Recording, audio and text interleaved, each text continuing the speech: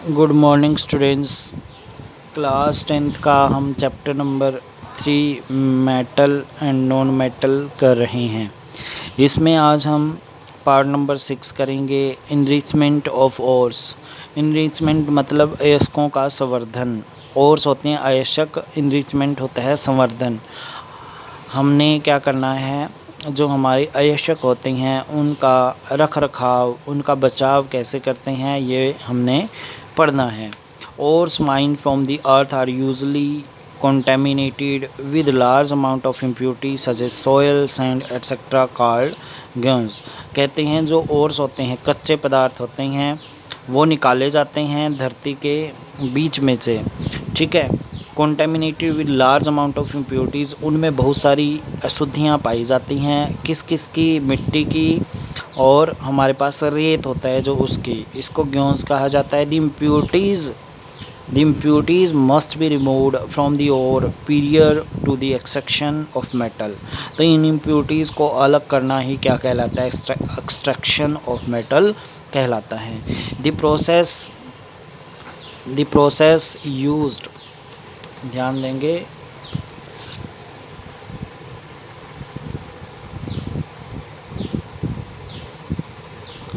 The process used for removing the ions from the ore are based on different between the physical और chemical property of ions। तो वो depend करता है किस तरह की impurities हैं उसके देखो उनकी फिजिकल और केमिकल प्रॉपर्टी पर डिपेंड करता है ions की, वो किस तरह से अलग होंगी, किससे, जो हमारी मेटल हैं उनसे, ठीक है। Different separation technique are accordingly employed, अलग अलग तरह की क्या टेक्निक निकाली जाती है किनको, उनको अलग अलग करने की, एम्प्लॉयड के द्वारा, जो काम कर रही हैं उनके द्वारा। देखो extraction of metal in low activity series. देखो जो हमारे पास 3 तरह की रिएक्टिविटी होती है। देखो एक तो लो रिएक्टिविटी होती है, एक मीडियम रिएक्टिविटी होती है, एक हाई रिएक्टिविटी होती है। तो उसी तरह से हम क्या करेंगे, अलग अलग करेंगे किसको? इम्प्योरिटीज़ को। जैसे हमारे पास क्या है, मान के चलो यहाँ पे लो रिएक्टिविटी वाले जो मेटल हैं उनको कैसे अलग अलग करेंगे इम्प्योरिटीज़ को, आज ही हम इतना ही पढ़ेंगे। Metal low in activity series are very unreactive. कहते हैं जो लो गतिविधि वाले मेटल होते हैं वो कम रिएक्टिव होते हैं, कम क्रियाशील होते हैं। The oxide of these metal can be reduce to metal by heating alone. तो इसमें से जो ऑक्साइड होते हैं मेटल के, ऑक्साइड भी इम्प्योरिटीज़ ही होती है, अगर आपको पता हो। ऑक्साइड होते हैं उनको रिड्यूस किया जाता है सिर्फ गर्म करने से। For example cinnabar HgS is an ore of mercury. Mercury का ओर कौन सा होता है? सिनेबार होता है। कई बार 1 नंबर का आ जाता है पेपर में, cinnabar is the ore of. 4 option दिए जाते हैं, मरकरी, उसमें सल्फ़र या कोई और ऑप्शन भी मिलेगा, तो आपने याद रखना है ये मरकरी का ओर होता है सिनेबार, ठीक है। When it is heated in air, जब इसको गर्म किया जाता है हवा में, it is first converted into mercuric oxide. जब हम मरकरी का जो ओर होता है सिनेबार, उसको गर्म करते हैं, पहले वो मरकरी ऑक्साइड में कन्वर्ट होता है, HgO में, ठीक है। फिर mercury oxide is then reduce to mercury on further heating. तो दोबारा गर्म करने पर ये किस में बदला जाता है? मरकरी में। देखो मरकरी का है, गर्म कर रही हैं मतलब ऑक्सीजन से रिएक्ट, तो मरकरी ऑक्साइड बन गया और सल्फर डाइऑक्साइड बन गया। अब जो मरकरी ऑक्साइड है उसको फिर गर्म कर दिया, गर्म करने के बाद मरकरी अलग, ऑक्सीजन अलग, तो ऑक्सीजन गैस क्या होगी? प्रोड्यूस होगी। Similarly copper which is found in cupric sulphide in nature can be obtain from by just heating in air. अब कॉपर सल्फाइड है, कॉपर सल्फाइड और है, कॉपर का और है, पहले गर्म किया, कॉपर ऑक्साइड बन गया, सल्फर डाइऑक्साइड गैस बन गई। कॉपर ऑक्साइड को फर्दर गर्म किया तो कॉपर प्लस सल्फर डाइऑक्साइड फिर बन गई। तो यहाँ पे कॉपर हमारा क्या हो गया? अलग हो गया। यहाँ मरकरी अलग हो गया, तो मरकरी और कॉपर को हमने क्या किया है?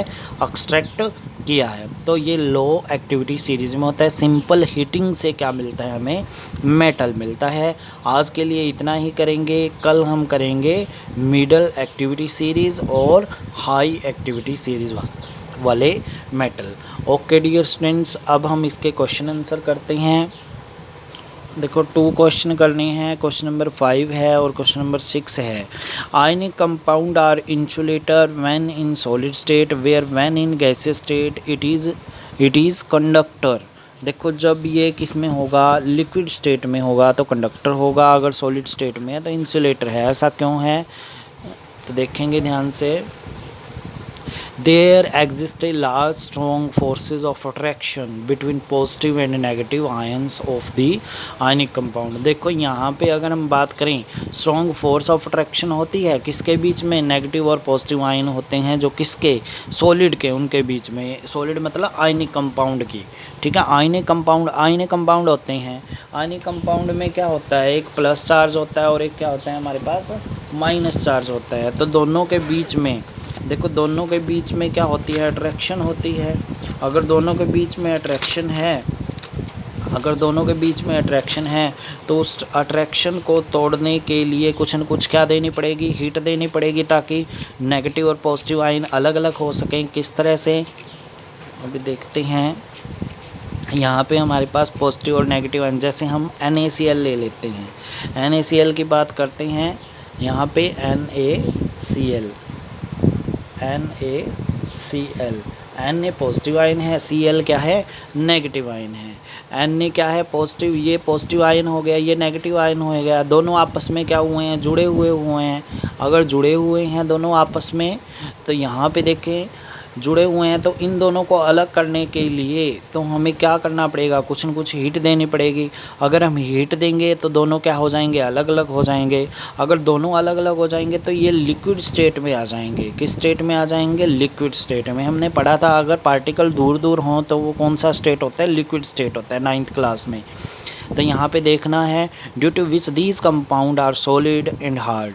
देखो आयनिक कंपाउंड क्या होते हैं, सॉलिड होते हैं और हार्ड होते हैं। सॉलिड तभी तक हैं जब दोनों जुड़े हुए हैं। अगर दोनों अलग अलग हो गए तो कौन से स्टेट में आ जाएंगे, लिक्विड स्टेट में आ जाएंगे, और फोर्स ऑफ अट्रैक्शन क्या हो जाएगी, कम हो जाएगी। अगर दोनों अलग अलग हो गए तो चार्ज अलग अलग हो गए, पॉजिटिव चार्ज और नेगेटिव चार्ज। पॉजिटिव चार्ज और नेगेटिव चार्ज अलग अलग हो गए तो वहाँ पे मोमेंट ऑफ आयन हो गया, मोमेंट ऑफ आयन हो गया वहाँ पे। तो वहाँ पे क्या होगी, इलेक्ट्रिसिटी पास हो सकती है, क्योंकि जहाँ पे मोमेंट ऑफ आयन होता है वहाँ पे क्या होता है, इलेक्ट्रिसिटी पास हो सकती है। बट इन मोल्टन स्टेट मतलब लिक्विड स्टेट या aqueous solution, the force between opposite ion between weak and देखो इनमें क्या हो जाएगी, Na और Cl में क्या हो जाएगी, वीक फोर्स ऑफ अट्रैक्शन हो जाएगी। The an can move freely, Na अलग से मूव करेगा, Cl अलग से मूव करेगा। Therefore electricity can pass through the ionic compound. इस तरह से इलेक्ट्रिसिटी क्या हो जाएगी, पास हो जाएगी। Ionic compound when in liquid form, जब वो किस में है, तरल अवस्था में है तब, द्रव अवस्था में है, तरल अवस्था में है तब।